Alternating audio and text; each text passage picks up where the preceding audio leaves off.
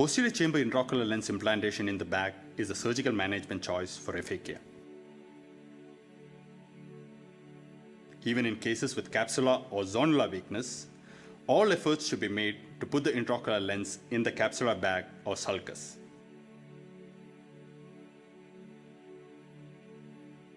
In case of zonular dialysis, a capsule tension ring may be used.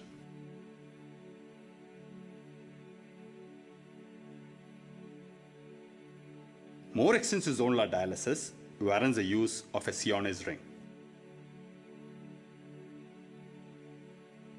But there are some situations in which implantation of intraocular lens in the back or sulcus is not possible. Like this case, which was posted for cataract surgery. On table, I just could not find any lens in the pupillary area, which was absolutely clear. The diagnosis in this case was of subluxated hypermature cataract. With scleral depression, I could bring the lens to the pupillary area. Then the cataractous lens was brought into the anterior chamber and placed on the anterior surface of the iris for removal. Obviously, a posterior chamber intraocular lens implantation in the back or sulcus is not possible in this case. If, in the previous case, the cataractous lens was dislocated into the vitreous, in this case, the lens was in the anterior chamber. Here again, a posterior chamber intraocular lens implantation in the back or sulcus is not possible.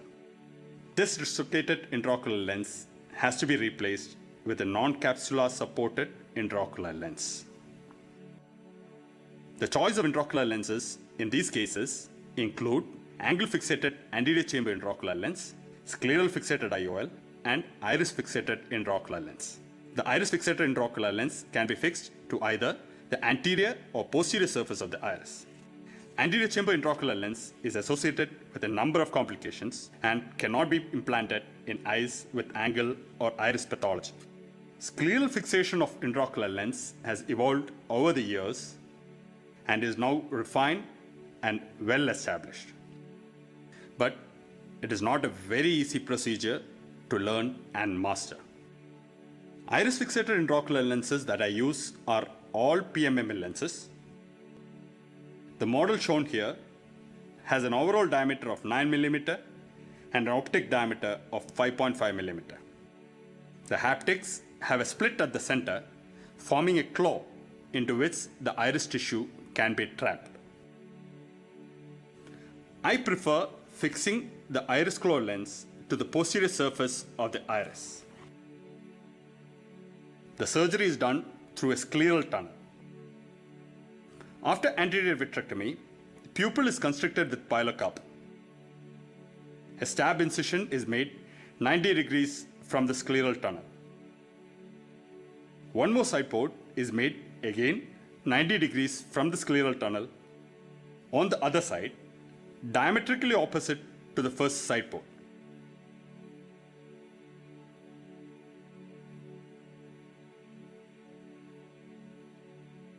The iris claw lens is introduced into the anterior chamber with a lens holding forceps.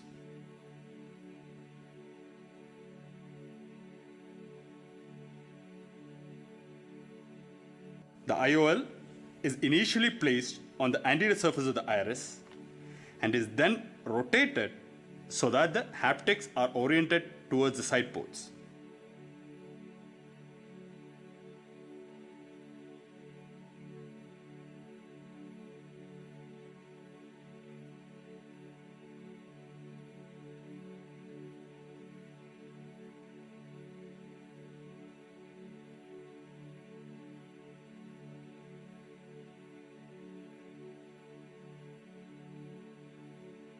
Holding the lens with forceps, one haptic is tilted down so as to take it under the iris through the pupil.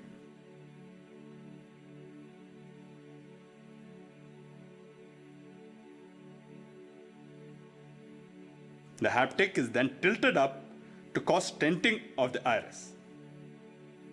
Then, using a non-hooked rod introduced through the side port, iris tissue is pushed down through the intraocular lens haptic claw. This traps a bit of iris tissue in the haptic so that the intraocular lens gets fixated onto the posterior surface of the iris at that point. Once the intraocular lens is fixated to the iris at one point, both instruments are taken out and hands are interchanged. Again, holding the lens with forceps, the second haptic is tilted down so as to take it also under the iris through the pupil. The haptic is then tilted up to cause tenting of the iris. Using the non-hooked rod introduced to the side port at that side, iris tissue is pushed down through the intraocular lens haptic claw. Thus, the intraocular lens is fixated to the posterior surface of the iris at that point also. Viscoelastic is aspirated. At the end of the surgery, we get a well-centered, stable intraocular lens fixated to the posterior surface of the iris at 2 points with a round pupil. One disadvantage of using the larger 9mm iris fixated intraocular lens for posterior iris fixation is the possibility of getting an irregularly shaped pupil after lens enclavation.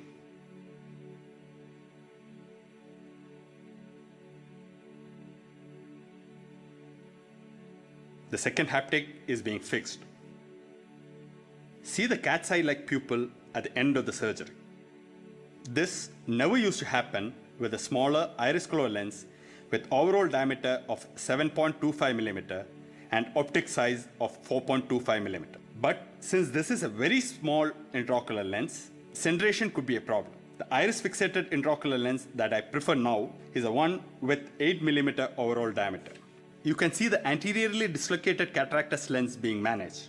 The remaining zonular attachments to the lens are cut and the lens is totally free. The lens is removed using a wire victus. Anterior vitrectomy and peripheral iridectomy are done, followed by posterior fixation of iris claw lens.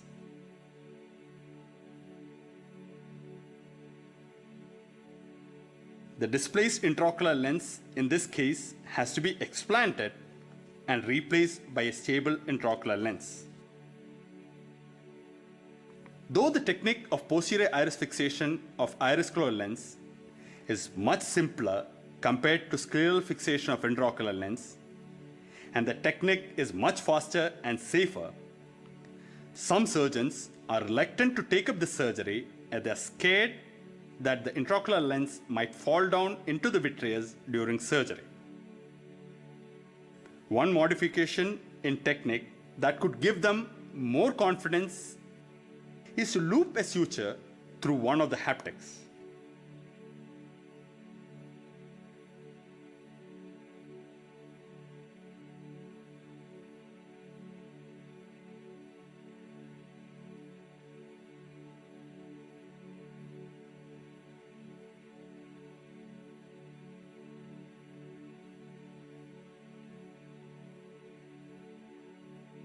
Once enclavation is done and the surgeon is sure that the intraocular lens is stable, the suture can be cut and removed. I usually do not remove the existing capsular remnants. The intraocular lens used here is a one with overall diameter of 8 mm and optic diameter of 5.5 mm. The smaller overall diameter of this lens reduces the chance of getting a postoperative irregular pupil when compared to the larger 9 mm lens. Iris fixated intraocular lenses have been there for a long time and they have attracted a lot of debates and controversies. Most of the problems and complications with iris fixated intraocular lenses have been solved with improved design, manufacturing technique, and surgical technique. Since implantation of iris fixated intraocular lenses is easy, this technique could replace scleral fixated intraocular lenses as a surgical method of choice for correction of aphakia in eyes with no capsular support.